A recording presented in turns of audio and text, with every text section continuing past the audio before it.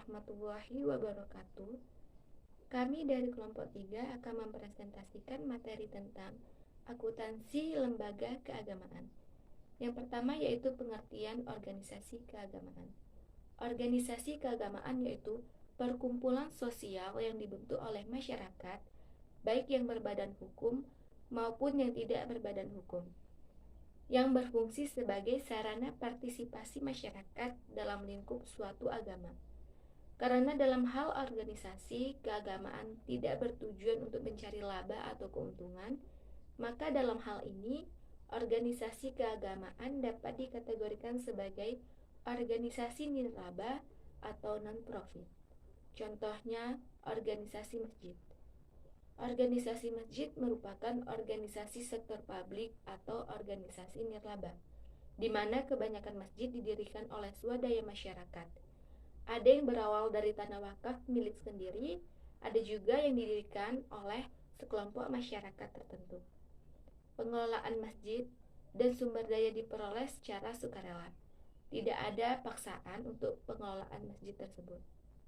Masjid merupakan organisasi non-laba atau termasuk organisasi pengelolaan masjid yang cenderung menjadi sorotan masyarakat.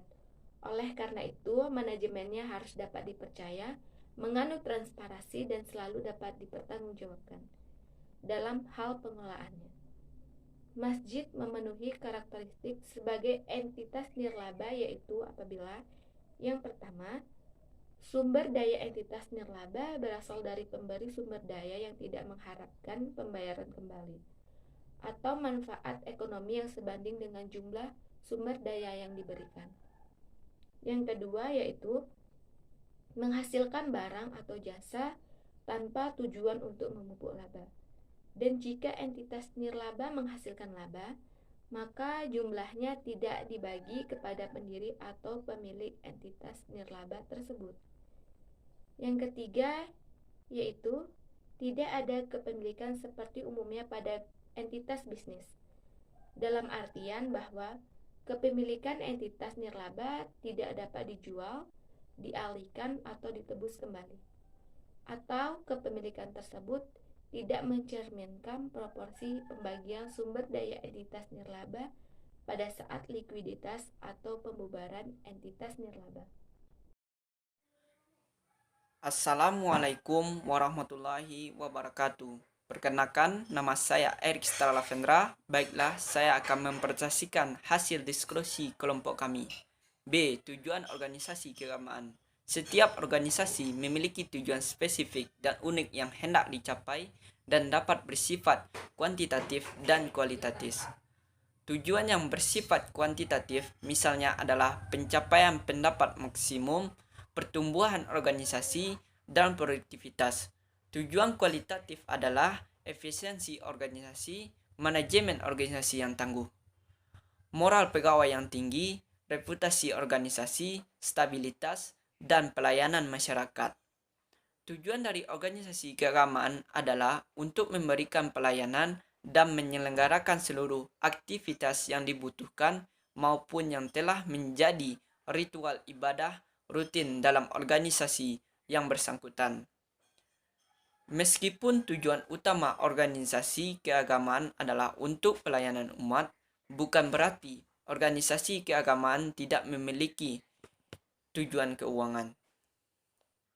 Tujuan keuangan ditujukan untuk mendukung terlaksananya tujuan pelayanan peribadatan yang memadai, yang memenuhi standar sesuai dengan aturan dalam ajaran agama tersebut, serta menunjang tujuan lainnya seperti tujuan sosial kemasyarakatan dan pendidikan. Banyak pengelolaan dan pengurusan organisasi keagamaan belum menyadari pentingnya tata kelola yang baik atau good governance. Salah satu usaha untuk menciptakan tata kelola yang baik adalah dengan menciptakan akuntabilitas yang baik dan menyelenggarakan akuntansi. Akuntansi pada organisasi keagamaan merupakan aktivitas yang tidak dapat dipisahkan dalam rangkaian pengelolaan kegiatan, dalam bentuk lengkap maupun secara sederhana. Assalamualaikum warahmatullahi wabarakatuh. Perkenalkan, saya Rina Puspitasari, perwakilan dari kelompok 3 akan mempresentasikan hasil diskusi kami. Baiklah, yang C yaitu sumber penerimaan dan pengeluaran masjid. Yang pertama, sumber penerimaannya. Sumber penerimaannya ini terbagi dari 3. Yang pertama, donatur tetap, yaitu sumbangan dari jemaah atau pihak lain yang secara periodik memberikan infak. Yang kedua yaitu donatur tidak tetap, adalah sumbangan dari berbagai pihak yang dilakukan dengan cara mengajukan permohonan. Mengajukan permohonan ini contohnya kepada inflasi pemerintah, inflasi swasta, atau lembaga donatur lainnya.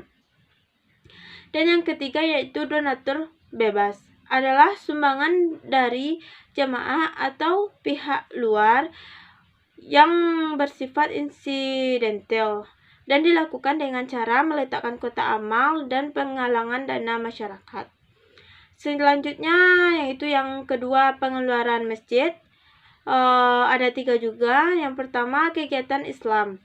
Kegiatan Islam ini adalah kegiatan untuk memperingati hari-hari besarnya Islam, contohnya Maulid Nabi, Safari Ramadan, dan lain sebagainya. Yang kedua yaitu dana untuk memperbaiki peralatan masjid. Dana ini adalah pengalokasian dana untuk memperbaiki peralatan-peralatan masjid yang layak atau perlu diperbaiki. Selanjutnya, dan yang terakhir, biaya operasional, adalah biaya-biaya yang termasuk ke dalam biaya sewa dan biaya peralatan. Yang D yaitu laporan keuangan masjid.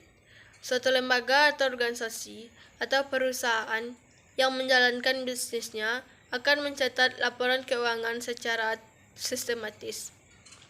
Pencatatan yang dilakukan akan diringkas menjadi suatu laporan keuangan. Laporan ini dapat dibuat setiap saat, di mana setiap pihak-pihak yang terkait menginginkannya.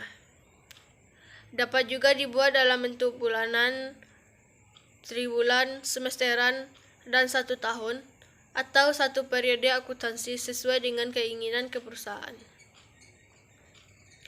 Laporan keuangan adalah hasil dari proses akuntansi, kegiatan dan pengelolaan dalam proses yang dilakukan secara rutin, berulang, setiap kali terjadinya transaksi keuangan.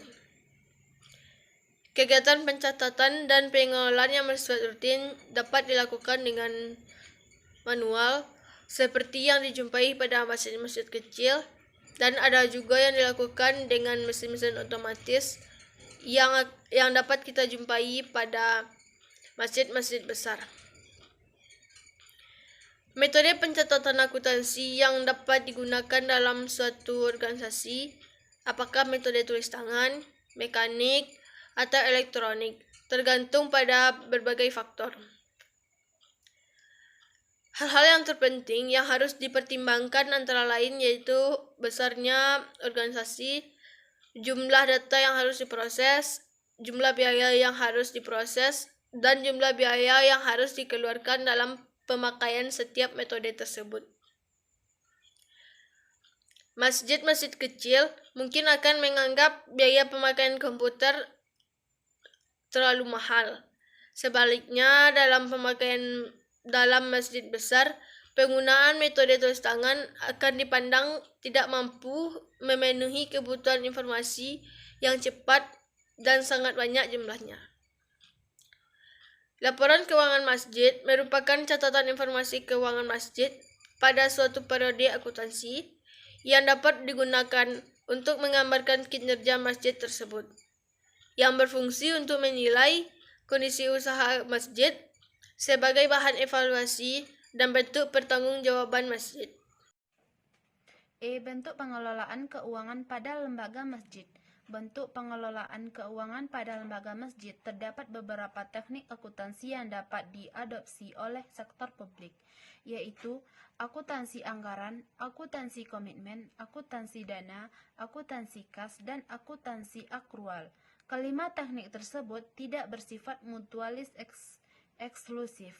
Proses pencatatan akuntansi pada masjid lebih sederhana dibandingkan dengan pencatatan akuntansi pada komersial.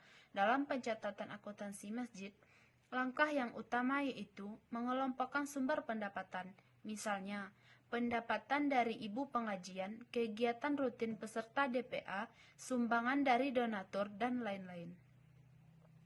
Pengeluaran untuk kegiatan rutin masjid, kebersihan dan keamanan masjid, keperluan Idul Adha dan Idul Fitri, serta lain-lain. Dengan adanya pencatatan akuntansi yang jelas antara pemasukan dan pengeluaran, maka donatur dan warga sekitar tidak akan bertanya-tanya berapa saldo masjid, berapa jumlah sumbangan dari donatur, dan lain sebagainya. Pada penerapannya, akuntansi masjid lebih menggunakan metode pencatatan kas basis, yakni mengakui pendapatan dan biaya pada saat khas diterima dan dibayarkan dengan metode khas basis tingkat efisiensi dan efektivitas suatu kegiatan program atau aktivitas tidak dapat diukur dengan baik. Akuntansi dengan akrual basis dianggap lebih dapat dipercaya, lebih akurat, komprehensif, dan relevan. Selain itu, akuntansi masjid menggunakan metode pembukuan tunggal atau single entry method dengan alasan lebih praktis dan mudah laporan keuangannya. Disajikan dengan membandingkan antara anggaran yang telah dibuat dengan realisasinya, kemudian dilaporkan dan dievaluasi dalam periode waktu tertentu.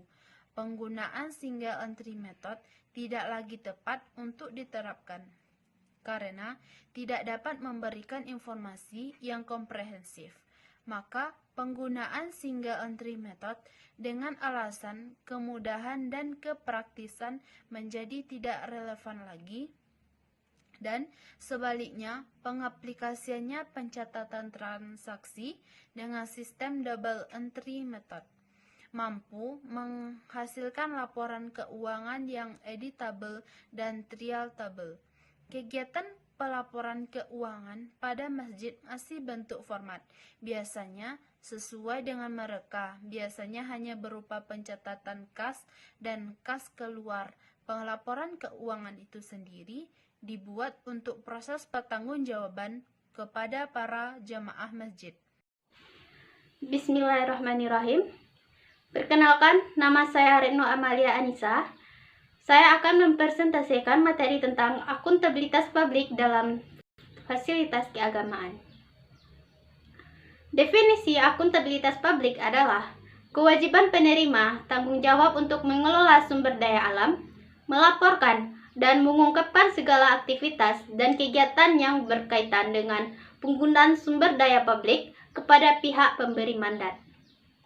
Akuntabilitas dapat dilihat sebagai salah satu elemen dari responsabilitas. Akuntabilitas juga berarti kewajiban untuk mempertanggungjawabkan apa yang telah dilakukan atau tidak dilakukan oleh seseorang. Sedangkan responsabilitas merupakan akuntabilitas yang berkaitan dengan kewajiban menjelaskan kepada orang lain yang memiliki kewenangan untuk meminta pertanggungjawaban dan memberi penilaian. Akuntabilitas publik terdiri dari akuntabilitas vertikal dan akuntabilitas horizontal. Akuntabilitas horizontal adalah akuntabilitas kepada pihak publik secara luas atau terhadap sesama lembaga lain yang tidak memiliki hubungan atasan dan bawahan. Akuntabilitas vertikal merupakan bentuk pertanggungjawaban kepada Tuhan.